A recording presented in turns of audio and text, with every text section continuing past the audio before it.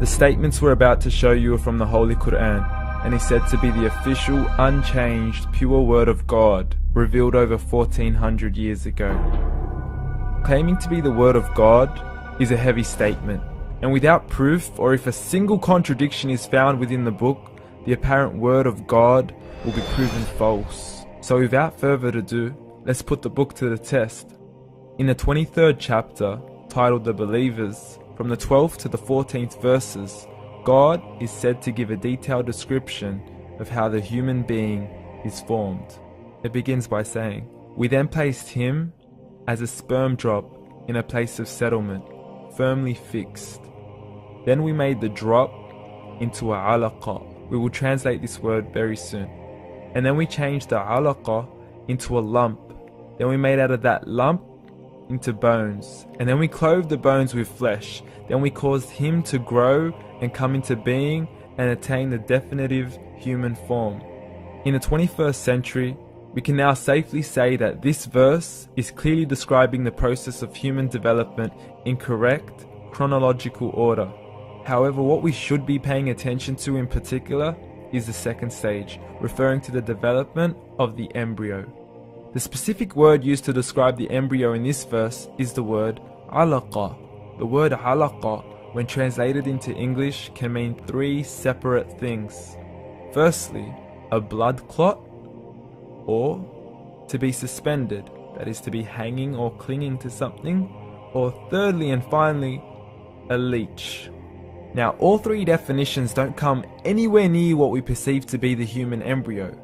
So, why are these words used, and what significance do they share with the human embryo? Can the embryo be described as a blood clot? Well, what do you think? In the 3rd week of embryonic development, a tubular heart joins with the blood vessels to form a primordial cardiovascular system, and by the end of the 3rd week, the blood is circulating and the heart begins to beat on day 21. The first thing that comes to mind in regards to being suspended or hanging is the umbilical cord. But we can't use that example because we are simply referring to step 2, before the baby has even formed. But we now know today that the umbilical cord is formed from the connecting stalk. And the connecting stalk is formed as soon as the embryo is formed. The embryo's connecting stalk has even been described by John Allen and Beverly Kramer as an object to suspend the developing embryo in the extra-embryonic column. So an embryo is suspended and does have a strong resemblance with a blood clot. What on earth would an embryo have to do with a leech?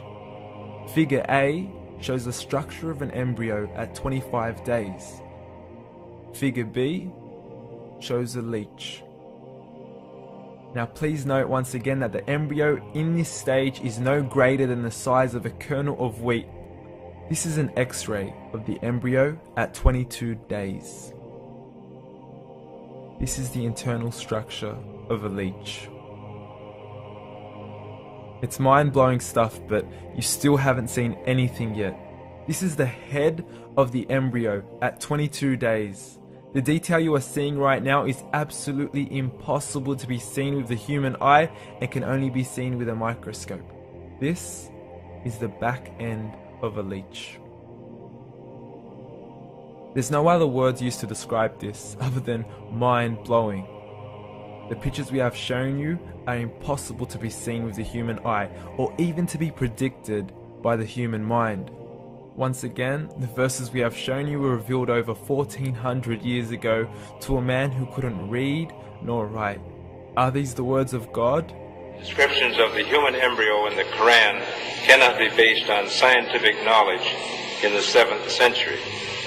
The only reasonable conclusion is that these descriptions were revealed to Muhammad from God, from God, from God, from God.